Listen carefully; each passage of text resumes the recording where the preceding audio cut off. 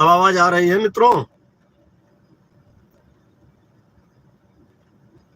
चलिए ठीक है। तो मैं ये कह रहा था कि जब मैं पिछले 12 जून से लेकर के लगातार माननीय मंत्री जी और माननीय प्रमुख सचिव महोदय, माननीय निदेशक महोदय, माननीय संयुक्त निदेशक महोदय, डीजी मैडम, सबसे हम लोग मिले थे और मिलने के बाद उनसे कहा था कि आपने जो कहा था कि चुनाव के बाद हमारा काम होगा, आप उस काम को हमारे आगे बढ़ाइए। उन्होंने भी अपनी सहमति जताई थी और ये कहा था कि आप भी माननीय मुख्यमंत्री जी से मिलिए और उनसे निवेदन करिए। तो आपने देखा होगा कि हम अपने प्रदेश मंत्री भाई अरविंद वर्मा जी के साथ माननीय मुख्यमंत्री जी से मिले थे और माननीय मुख्यमंत्री जी को अपनी वेदना बताई थी। माननीय मुख्यमंत्री जी ने वो पत्र अपने ओएसडी महोदय को देते हुए कहा था, इसको रखो, देखेंगे। और हमसे भी कहा था ठीक है देखेंगे, बस इसके अलावा उन्होंने उस समय कुछ नहीं कहा था। लेकिन उस दिन की मुलाकात का परिणाम अब सकारात्मक दिखने लगा है, जिसमें माननीय मुख्यमंत्री जी ने गोरखपुर से वापस आने के बाद एक दिन पहले श्रीमान प्रमुख सचिव महोदय को अकेले बुलाया था, उनसे चर्चा हुई। कल उन्होंने पुनः माननीय विधि शिक्षा मंत्री महोदय, महानिदेशक महोदया और श्रीमान प्रमुख सचिव महोदय के साथ विभागीय बैठक की और बेसिक शिक्षा विभाग में बात करते हुए उन्होंने शिक्षा मित्र प्रकरण पर भी चर्चा की और बहुत जल्द इसका परिणाम आपको देखने को मिलेगा। मैंने पहले भी कहा था, बहुत ज़्यादा उतावले ना हो सभी लोग। अभी कुछ लोग हमारे साथी जो धरने की बात कर रहे हैं, जो लोग, तो मैंने देखा कि कुछ पदाधिकारी भी विभिन्न संगठनों के हैं जो उकसाने का काम कर रहे हैं। आज हमारे पास एक बड़े पत्रकार हैं, वरिष्ठ पत्रकार हैं, उनका कहना था कि आप लोग कलम बंद हड़ताल कर दीजिए। मैंने कहा क्यों कर दें? उन्होंने कहा सरकार आपकी बात नहीं सुन रही है। हमने कहा बात नहीं सुन रही है वो ठीक है, लेकिन हम कलम बंद अगर करेंगे तो बच्चों का भविष्य चौपट होगा। हम हाथ में काली पट्टी बांध के काम कर सकते हैं, हम शिक्षण कार्य नहीं बंद करेंगे।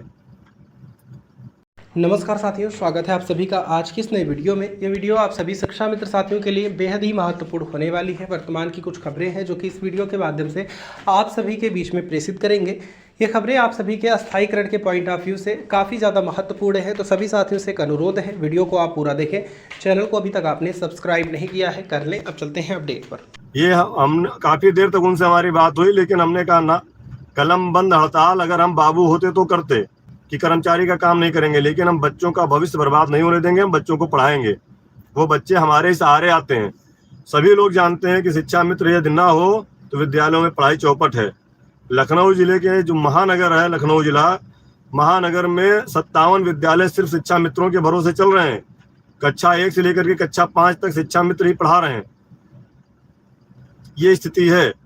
तो ऐसे में कुछ लोग आपको उकसाने का भी काम कर रहे हैं, कृपया उकसाने में ना आए।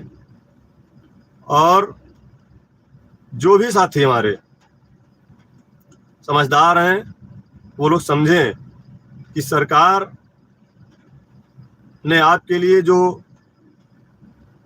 कमेटी बनाई थी उस पर चर्चा चल रही थी। मैंने शायद बताया, आप शायद सुन पाए या नहीं सुन पाए। उस बात को लेकर के एक ग्रुप पे रात में 1:30 बजे तक बहस हुई और उसमें हमारे संगठन के जिला अध्यक्ष हैं। जिला अध्यक्ष के नाते आपको जानकारी भी होनी चाहिए, आप प्रयागराज के जिला अध्यक्ष हैं दूसरे संगठन के, कि आप उस दिन रात में मैं देख रहा था 1:30 बजे तक सिर्फ अपनी बात ये मनवा रहे थे कि कमेटी का गठन कोर्ट के आदेश पर हुआ है। तो मैं आज तक यही नहीं समझ पाया कि कोर्ट का आदेश 12 जनवरी को आया था और कमेटी का गठन 12 नवंबर को हुआ था और 18 अक्टूबर को प्रदेश अध्यक्ष जी के नाम लेटर जारी किया था डायरेक्टर महोदय ने। उसमें लिखा था कि एक कमेटी का गठन किया जाएगा।